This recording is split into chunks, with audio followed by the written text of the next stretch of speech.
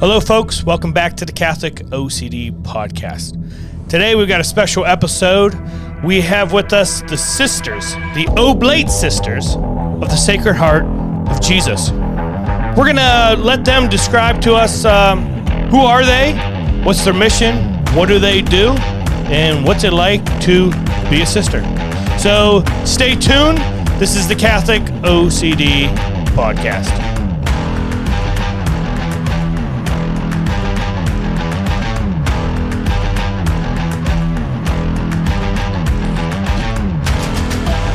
All right, this is something I've been waiting for a while. I actually, I'm a CCD teacher. I've been one for, 15 years, I'd say, 16 years. And I actually teach with Sister Eva. And we talk theology, usually right before CCD. And we were discussing about like my little podcast here that I started. And I asked her if she would come on. And she said, yeah, she would come on as a guest. So I want to say again, if you guys are watching this, be sure to like and subscribe to the OCD podcast so you can get great information like you're going to get today. This might be the most important stuff that you've ever heard. So, with that being said, let's welcome the sisters. How's it going? Good, thank you. Here's your applause. See that?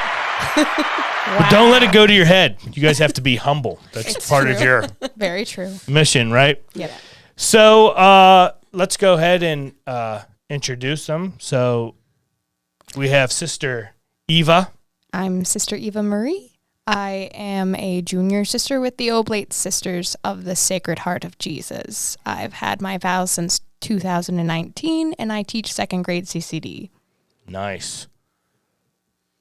And I'm Sister Shiny, and I'm originally from India, and almost 3 years I'm in the United States.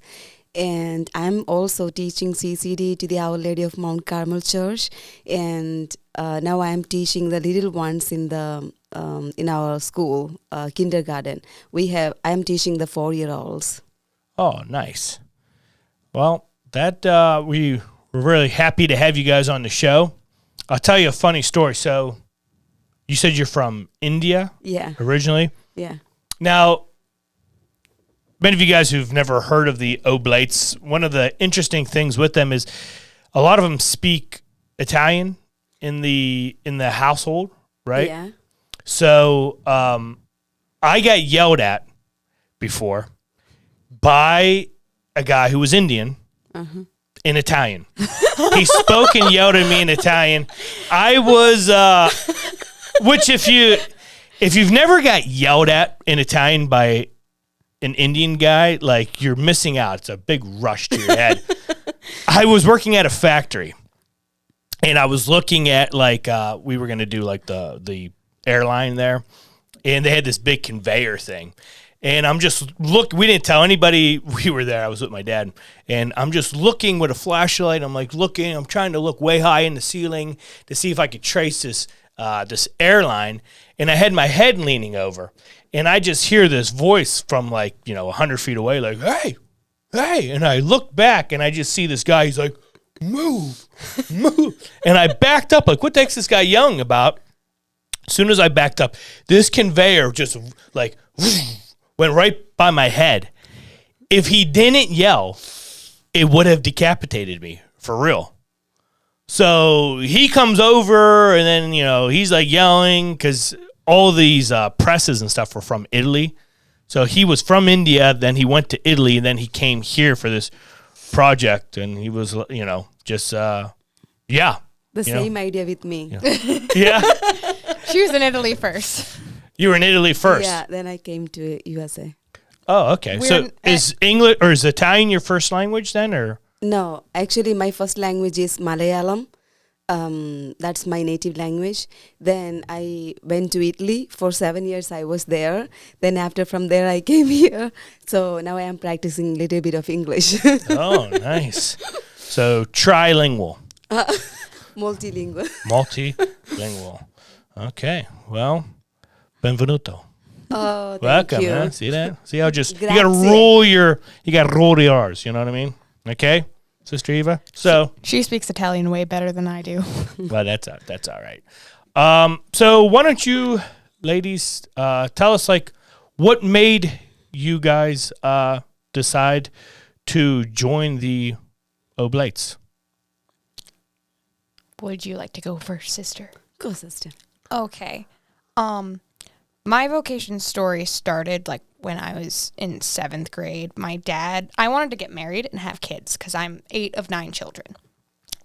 And my dad said to get married means you have to get the other person into heaven. Like, that's the point of being married. And I was like, oh no, I can't get myself into heaven. How am I supposed to get somebody else into heaven?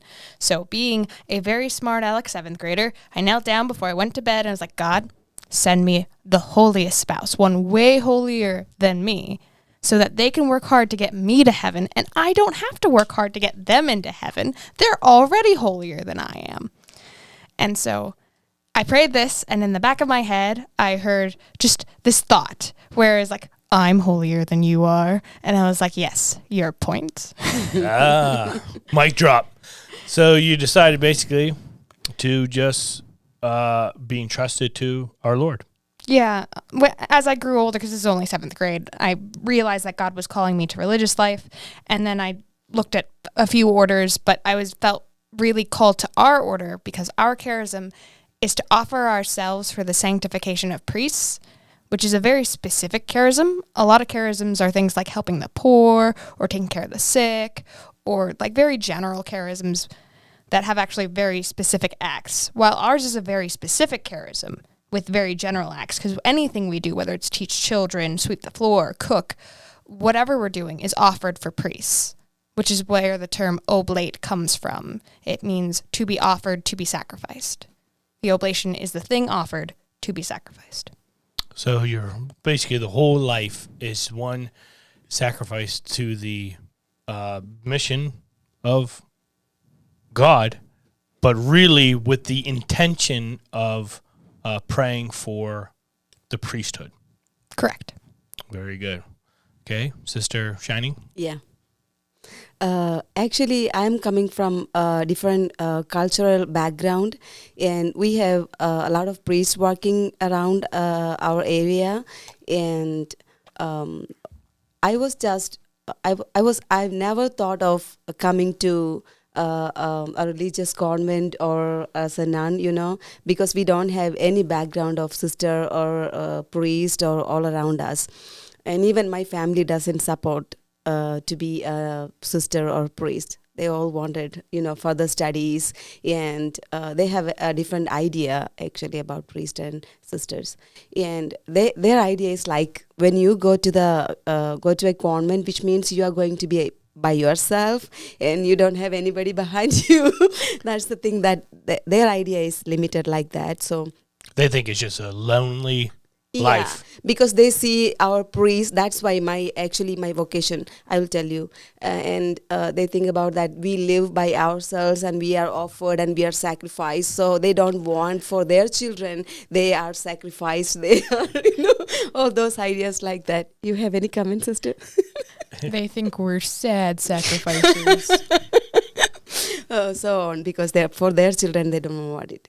Then after, actually, I used to go to church and eat every day, but because my parents are really Catholic, they really practice well their Catholic faith, and going to the church, and I have a lot of friends, and after we go back to the community where we live, and after I kind of thought, why don't I go and see the sisters what they do, like come and see. I never went to participate even a come and see program, anything like that. But after I decided, like, I couldn't say to my dad because my dad was so strong, so I couldn't tell him that I'm going to a convent and say, and I just told him that I'm going to see a convent, how the nuns are, they are living, how the faith life. So my mom said, okay, you go 3 days and come back, like that's something. Then I went there, and I don't know, a kind of something is pulling I couldn't go back, after those 3 days. Then I called my home. Then I said, you don't come back to me, and I'm going to stay at least for a month. Then after, let's see what is going to happen here. And after a month, my dad came. Then I said, okay, I'm coming. So I went with him. And after, I was like thinking, oh, maybe they are not going to send me back again. That's not my idea. But after talking about, I said, let me see at least an year and see what is, but a kind of fire that was in me, and seeing all the priests that actually we have the priestly suffer the priests to stay in the parishes by themselves and do a lot of works, and even though if they do a lot for the people, and they are not well appreciated for whatever they are doing, all the time we have something to say back to them, so that's what happens all around. I don't know actually here what happened, so. And after coming back from there, and I said to Dad, let me see an year to go and see what is actually happening among them, and kind of I can even accumulate a kind of treasure that I can be involved with the nuns, and and he was telling, you are going to lose an year, so you are not going to the college studies and things like that. An year of experience is something, I was like talking. Then after my dad said, it's okay, so go on. Who is coming? All those knowledge. And I went back and I joined the sisters. And after, in my mind, I settled, because that is the experience that I got from that's the testimony that I got from our sisters. And I was setting my mind that I am not going back, because I am going to offer my whole life for the priest. So the whole year, the sisters were with me. They were teaching the whole charism, and they were letting me know what the sisters are actually doing. So after hearing that, I said, I'm doing something precious, something special. So why am I going to think back, And if I marry a man, if I have a lot of kids, so after, what I am going to gain in my life, what I am going to do. Actually, there is a fruit. You are doing something for everything. I accept everything is vocation, every call is a holy call, and everything is holy. So but something special was inviting me to stay, to don't go back. So that's why. And after I realized it, after gradually going, because my family background also pulls me like, you can cut it whenever you have to. No cutting. Just go ahead. You're good. Go ahead. I know that I'm talking. When I talk about my vocation, it's like I get fired, Well, that's good. You got passion. Yeah. So after that, working with the sisters and collaborating with them, coming to know about our charism, Mother Teresa Cassini, how much she did and how much she wants from us. So there is a fire. They put a flame of, a kind of fire inside of myself. So it was like that light was increasing and increasing day by day, and even year by year. So and after I decided, and even I had a kind of a lot of how can we say, like, I'm not a native speaker, so so I can say like it was like increasing the energy inside of myself, Then after coming, I did the 7 years of formation. Then after that, I could say to God, I am ready. I am here. I am for you. Ask me whatever you want. So have you've made your final vows? Yes. Okay. And then I have not. Okay. Now, when would that happen for you? Mine's 2024, God willing. 2024. Wow, that is great. No, I mean, I think that having a calling, like, we're all supposed to have a call, and it's a call to serve other people. We don't want to become, the saved Christian just for us. We're part of the team. It's to bring people to God, to bring people into this relationship with the the truth. An interesting thing is a nun was honestly one of the biggest impacts in my life. Even in my becoming Catholic. So I don't know if, Mother Angelica, if all the nuns, it's kind of does everybody have a statue of Mother Angelica? Like every nun? You should. I know, even if they're different, she's a different order, right? We're all aware of her, but we don't have a statue of her. Yeah. I got a tattoo of her. No, I'm just joking. But I was getting really back into Christianity as an adult. I grew up Protestant, and that's where I really developed my relationship with God, and all the great churches that I went to in my Protestant years. And then I kind of walked away from the faith when I was older, and then I got married. I wanted to find a wife that could get me into heaven. Like, that was my mission. I kind of thought that, you know what? I'm not living right. I need to find a good Christian wife to help me. And it's a wise choice. Yeah. And I found one, but she wasn't enough to overcome my hard-headedness and my stubbornness. And I just felt like a call when I went to church. I went to a wedding, and I felt a call from the tabernacle, and I wasn't Catholic. And it was a weird calling, but then that encouraged me just to come back to God. But then I was watching, and I would listen to Christian radio, and then one day I flipped and I saw Mother Angelica sitting there with her Bible, and she was like an old Italian grandma to me. And I actually had a step grandma who she looked like, and but her words put me in this big search. And honestly, I give her a lot of the credit for bringing me to not just to Catholicism, but to a deeper understanding of Christianity.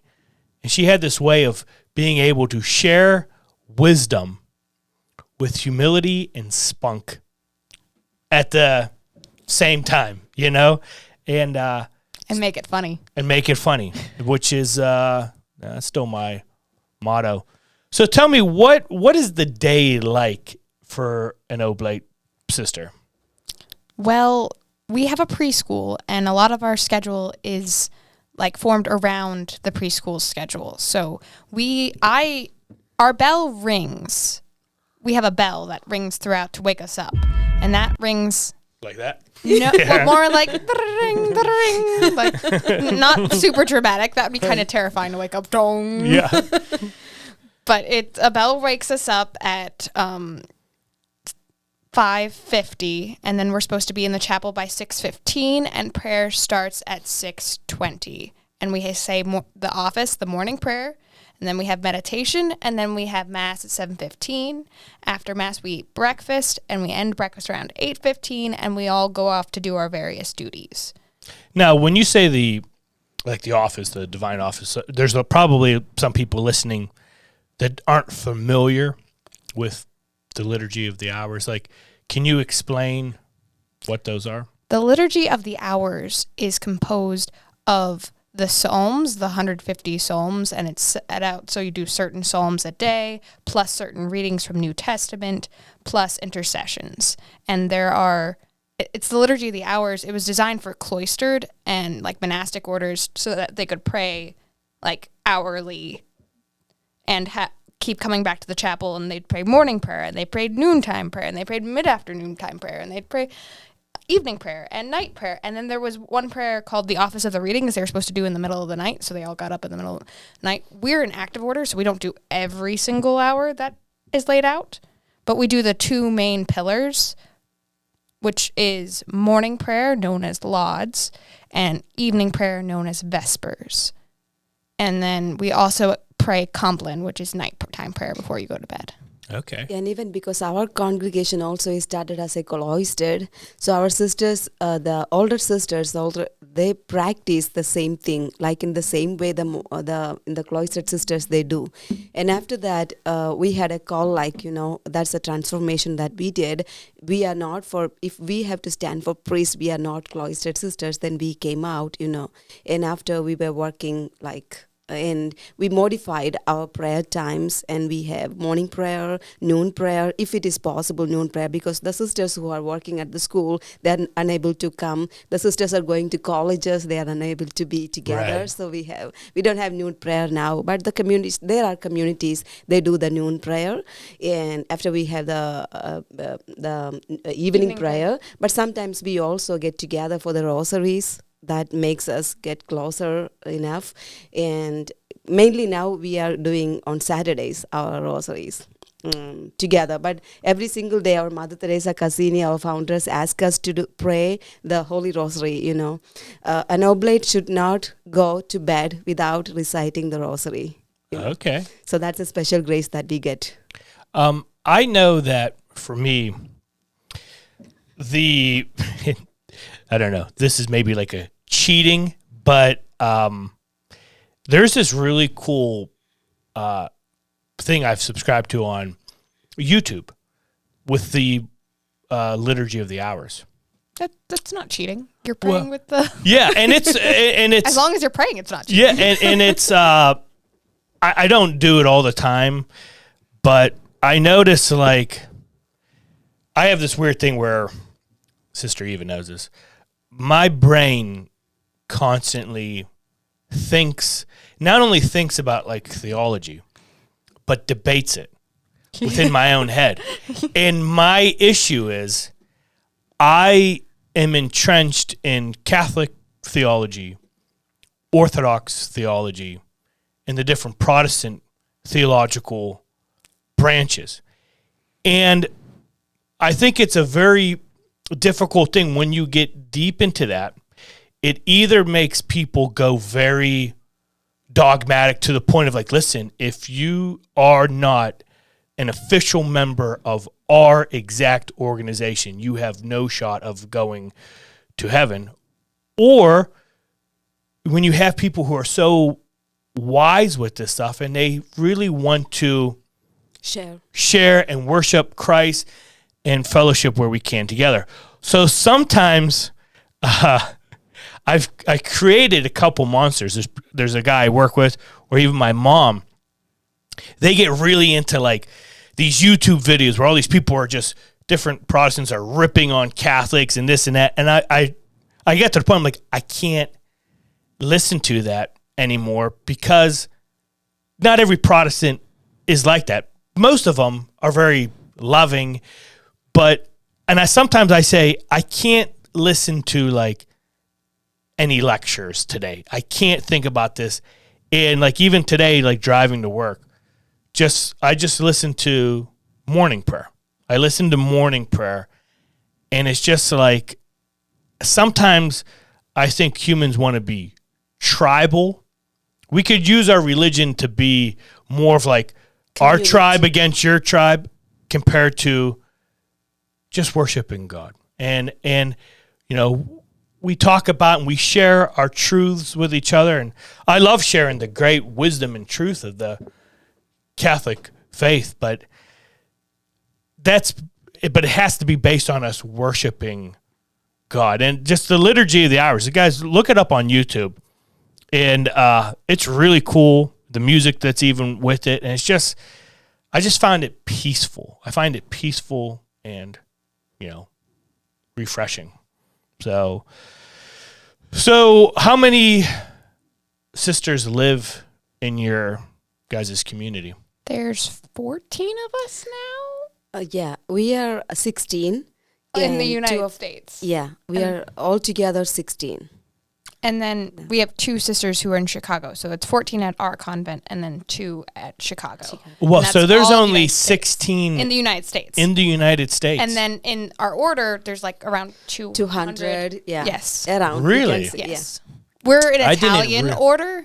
So most of our sisters are in Italy. But do you do this? Yeah. Do you know how to do this yet? Sister Valentina does this when she's not happy. So. Do you know what this literally, what it really means? No. Which means what? Like. Que voi? Like, what do you want? Or like kind of, right? What is this? Like, yeah. Like, hey, que voi? What do you want? You know? Yeah. I do this with my, I use like, because, you know, there really is Italian, not like sign language, but there's like the gestures really mean stuff. Yeah. So like, isn't this like andiamo? Like, let's go? Yes. And I'll do this to my kids at a party. Wow. Like my 4 little kids, I'll go like this. I'll go, if I don't want, instead of saying like, hey, let's go, or instead of saying, hey, andiamo, and people are like, what the heck's this guy saying? I'll do like this. And then if they're not listening, I'll be like, they'll be like, whoa, hurry. I want to give a timeout. Yeah. But it's like, yeah. So the little gestures. They can talk without, their hands. Yeah. That's they what talk with the whole body. Yeah. And it's funny because I talk like that. I'm very dramatic. My father-in-law is the worst because he talks and pokes. So if he has a conversation with him, he kind of looks like Luca Brasi from The Godfather. And you have a conversation, you can't move because it's like he just did these, all these different pokings on you as he talked to you. So you're bruised up. So I didn't realize it was that small of an order. Even with the Dominicans. Actually, here we have 16 sisters, and we have in different other countries, like we are international congregation, and started from Italy. And we have in Italy, I think now, I'm not sure yet, 56 sisters, almost like that, around 50 we have sisters. And out of Italy, we have in Brazil, USA first, and after Brazil, and after in India we have in Peru, and we have in Guinea-Bissau. In Guinea-Bissau we have 2 communities in them, and the other one. So. I was even amazed, even with the Dominicans, because where I teach and where Sister Eva teaches is a Dominican parish, which again, if you're not Catholic, this is not like, oh, I've been to Dominican Republic. They got good food there. This is Dominican, meaning it comes not from the order of St. Francis, but from the order of St. Dominic. But I think they told me that they thought there was only like 800 of them maybe in the country. The Dominican is a much older order, and it's a much, much bigger order. But I even thought that was like, because there's 350 million people in America. I thought 800 was a lot smaller than I expected. Thought. Yeah. What would be the biggest order for nuns? For nuns. It's hard because there's more orders of sisters and nuns. St. Paul's also can be, I don't know. There are lots. Lots of congregations. While the men's orders, there's usually a lot less of them, but a lot more men in them. In the women's orders, there's usually a lot more of them and a lot less women per order. But like the older established ones, like Mother Angelica's the Port Clare order, but it's also tricky because they're not always connected the same way, and it's kind of difficult to see. Does that actually count as the same order? Like there's many different sects of Dominican nuns, and they aren't all in the same hierarchy framework. Like they don't have the same major superior and such. And so it's just really confusing on what you would consider the biggest. But the most, the ones you recognize the name of, like Dominicans, Franciscans, there are nuns of that, and there would be a significant number of any. Yeah, right. It consists of which time they started the congregation. The older it is. How older it, yeah. Okay. Now, let me ask you this. Do you guys find it joyful? Yes. Is that the common, would you say that's the common mentality in your order? Like, you don't have to name drop if there's that one nun that's mean mugs everybody. But in your, but pretty much everybody seems happy, would you say? Or we have good days and bad days. But when we have this monthly day of recollection, when we all go to adoration and we have a conference about when we remember what our vocation is and we live for that vocation everyone's happy, everyone's on the same page, everyone's working together. It's those days when you get dragged down and you forget why you're here. That's when you get sad. You never get sad by doing what you're supposed to do and like giving yourself for Christ. You get sad because you forget you're giving yourself to Christ and like, oh, I really wanted that last pretzel and that sister took that last pretzel and therefore my day is ruined. Big problems. Big Like problems. like it's when we forget our vocation, we get sad. But when we remember it, we're very happy. But still we are like a community of different kind of different mentality, different culture, different, because, you know, so when we get together, and it is the only thing that makes us together, it's Christ and the Sacred Heart, you know. So that's Sister Eva was telling, like once we forget about the goal and the purpose of our vocation and being together, so it makes a lesser happy life, you know. But we strive. I mean, I would be curious, and this is just an honest thing. You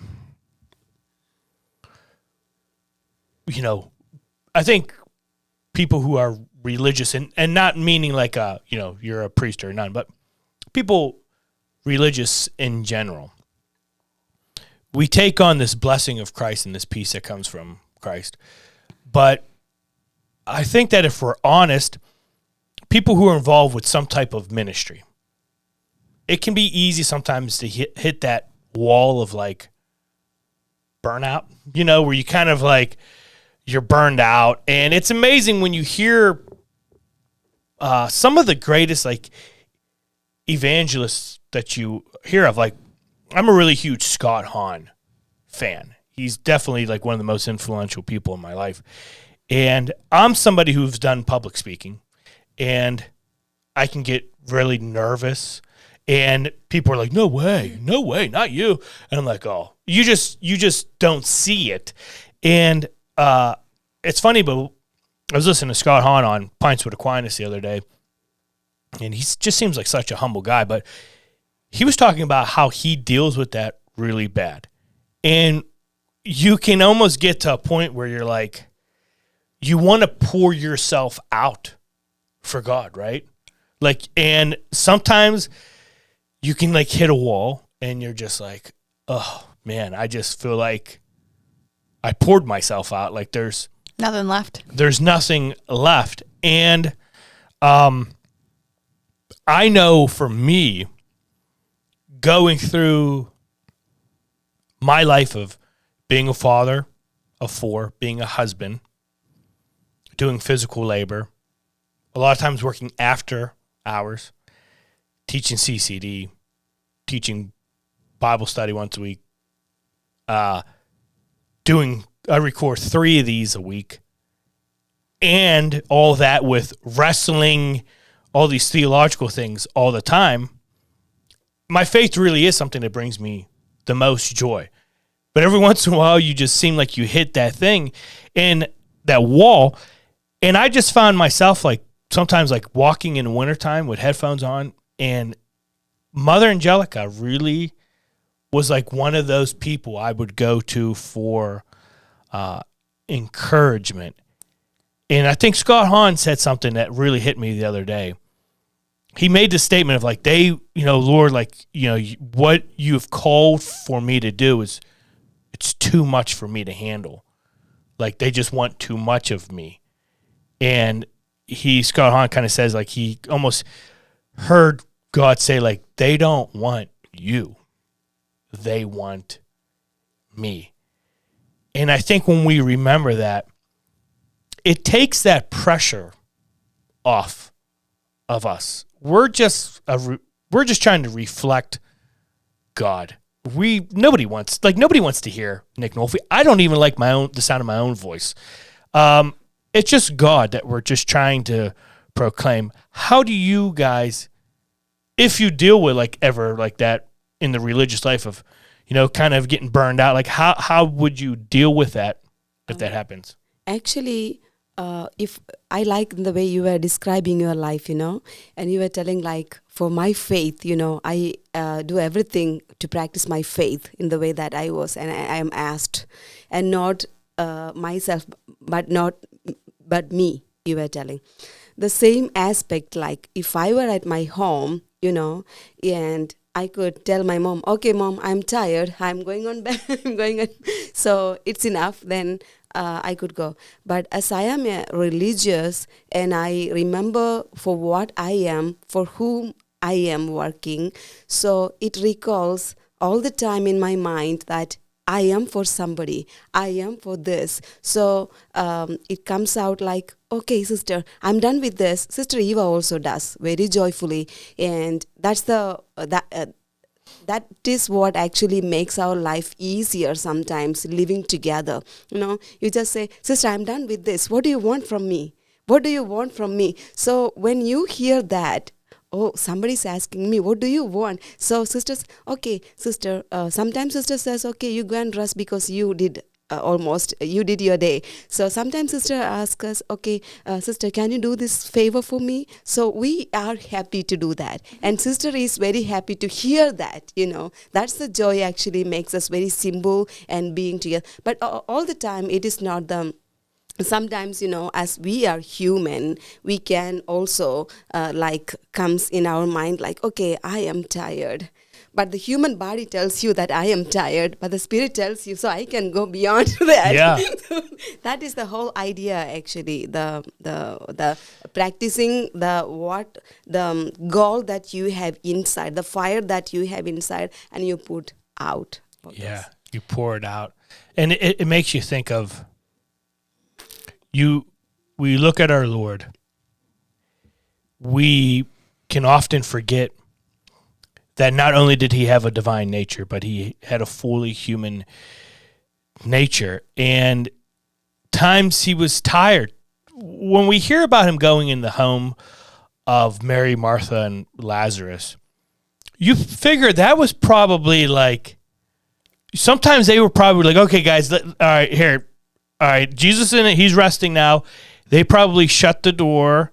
And there was times where Jesus had to just sit at the table, relax. And it seems hard for us to even fathom this. But Jesus truly gets tired. And well, he would go off by himself to pray. Yeah. Like that's the reason we have those monthly adorations. We also have a yearly retreat. There's this saying on one of our, we have these stone Stations of the Cross and Mysteries of the Rosary. Well, there are more Mysteries of the Rosary than there are Stations of the Cross. So every once in a while, there's a spacer, and the spacer is a saying from our mother. And one of them is, the more you pray, the more you will be able to persevere. The reason why we pray, the reason why we commune with God, is so that we can give ourselves more to him. Because as we open ourselves more to him, he can give more of himself to us. Yeah. And if we don't open ourselves to him, if we don't pray, then we can give all of ourselves, but we can't give more than ourselves. But when God is in us, we can give even more than just ourselves. We can give him. That is, Exactly. when it comes to, this was kind of a revelation for me. Okay, the whole argument of, are we justified by our faith or are we justified by our works? And of course, we're justified by our faith. But this is not just an intellectual thought. This is a living Relationship. faith. So here's the mystery. We understand that Paul talks about a man is justified by his faith apart from works of the law. So he's saying all these 613 laws, that's not what saves you. Yet when you look at Jesus on the Sermon on the Mount, he doesn't seem to take the moral law and make it easier. He makes it stricter because now it's an interior thing. And then Jesus says something. He says, listen, unless your righteousness surpasses that of the Pharisees, you won't enter the kingdom of heaven. So you're like, oh, wait a minute. Well, okay, Jesus, you made it just way stricter. This seems overwhelming. And yet Jesus makes a statement of, come to me, all you who are weary, heavy burden. Put my yoke upon you. My yoke is easy. My burden is light. And you're like, okay, well, Jesus, how you seem to have been really strict here. Like, it's not just about murdering people. Like, if we call somebody a fool, we could be in really bad shape. And yet you're saying your yoke is easier.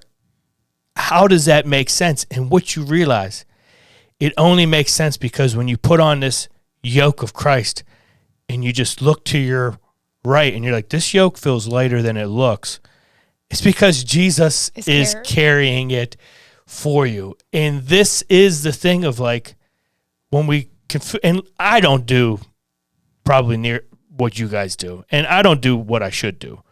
But even sometimes when we feel like, oh, we're sacrificing, you realize we're not sacrificing the way Christ sacrificed. And yet Christ says, no one can follow me unless he picks up his cross. Unless you pick up your cross and follow me. This is not like, hey, you want to be a Christian? Here's a lazy boy recliner. That's not the Christian mission. And sometimes St. Paul dealt with this. And every time he prayed for, like, Lord, take this away, this burden away, take this thorn out of my side. And the Lord always replies the same way. My grace is sufficient. And he's here with us, and he does it with us. Any special prayers you guys have to strengthen, yourselves? Actually, I have a kind of comment about what you were telling before, And when I was in the other regions, I was working there, and whenever I do a kind of favor, I try to use my time in the way that our formators, our sisters who taught us, and in the way that you pursued in your life, each one of us, our perceptions are different. Sometimes it is wider, sometimes it is lesser. So it is in the way that we perceive our kind of goal.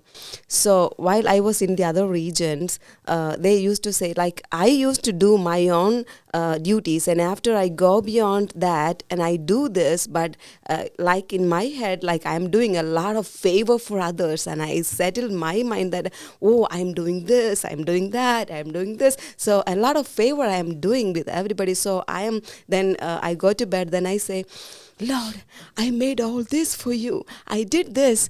Then I was happy to do that, but I realized a little bit at a time, I realized it. Actually, am I doing things like God is asking me, or I am doing it for the good word from others? That. Yeah. So that's the word, it came to my mind all the time, for what I am doing, for whom I am doing. So those are the two words I reflected a lot on my life. And coming back here to the USA, and I have to give you brothers and sisters a lot of credit, because here I saw all over, but here I can say that the difference that I can see, because you people of God, I want to call like that, and you do a lot for people, and sometimes what is missing is sometimes faith. Okay, you're good. Okay, sometimes what is missing is faith.